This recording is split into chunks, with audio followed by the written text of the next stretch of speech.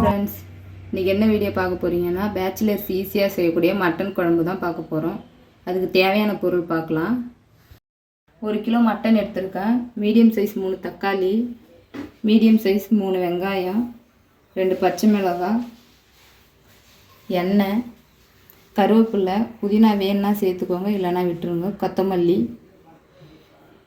வெறுமிளகாத்தூள், garam masala, mutton masala, 2 spoon தனியாத்தூள், இஞ்சி பூண்டு பேஸ்ட்டு வீட்டிலே அரைச்சி நான் சேர்த்துக்கிறேன். வீட்டில் இல்லைன்னா கடையிலே கிடைக்கும் பேக்கெட்டு, அது கூட வாங்கி சேர்த்துக்கோங்க.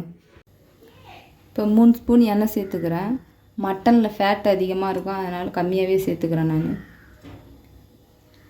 பட்டை கிராம்பு எதுவுமே இப்போ நான் சேர்க்க போகிறதில்ல. கடையில் வாங்கின மசாலாவை தான் இப்போ சேர்க்க போகிறேன். அது கூடவே பேச்சுலர்ஸ்க்காக ஈஸியாக செய்யறதுக்காக தான் இந்த டிஃப்ரெண்ட் மெத்தடில் இப்போ செய்ய போகிறோம்.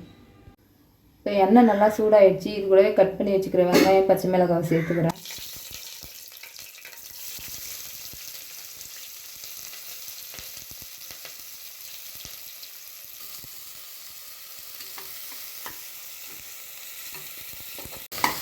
இப்போ வெங்காயத்தை ப்ரௌன் ஆகிற வரைக்கும் வதக்கிக்கிட்டே இருக்கலாம். இது கூடவே கருவேப்பிலை சேர்த்துக்கிறேன். வெங்காயம் நல்லா ப்ரௌன் ஆகிடுச்சு. இப்போ இது கூடவே 2 ஸ்பூன் இஞ்சி பூண்டு சேர்த்துக்கிறேன்.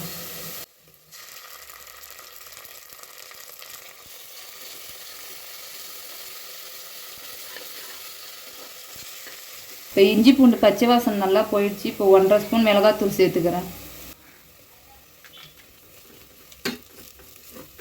இப்போ மிளகாத்தூள் சேர்த்த உடனே தக்காளி சேர்த்துக்கலாம்.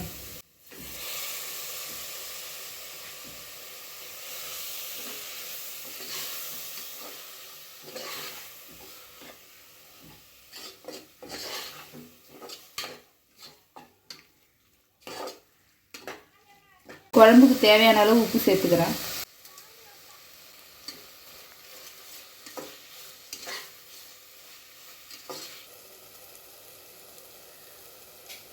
தக்காளி இந்த அளவுக்கு நல்லா வதங்கணும். இப்போ இது கூடவே கறி சேர்த்துக்கிறேன்.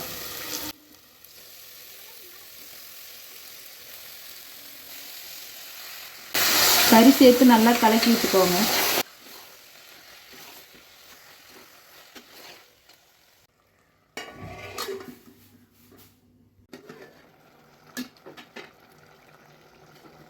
கறியில் எந்த அளவுக்கு தண்ணி விட்டுருக்கு பாருங்கள்.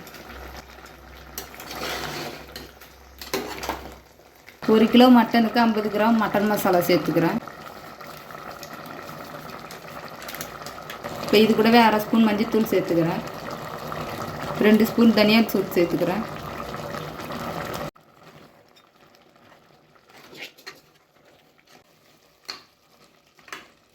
இப்போ தேவையான அளவு தண்ணி சேர்த்து 10 விசில் போட்டு எடுத்துக்கலாம். இளாடா இருந்ததுன்னா 5 விசில் கூட போட்டு எடுத்துக்கோங்க. தேவையான அளவு தண்ணி சேர்த்துக்கிறேன்.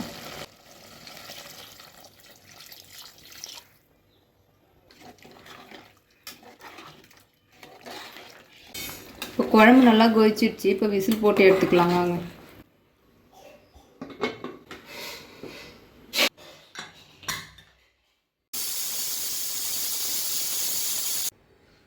இப்போ 10 விசில் வந்துடுச்சு. இப்போ ஓப்பன் பண்ணலாம்.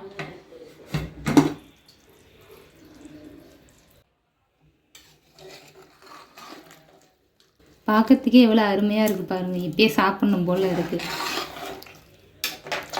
1 ஸ்பூன் கரம் மசாலா சேர்த்துக்கிறேன். இப்போ குழம்பு கூடவே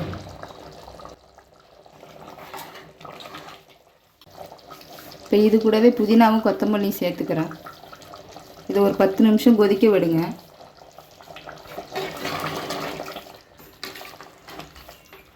பத்து நிமிஷம் கொதிக்க விட்டு இறக்குனீங்கன்னா ரொம்ப டேஸ்டியான பேச்சுலர்ஸ் மட்டன் ரெடி.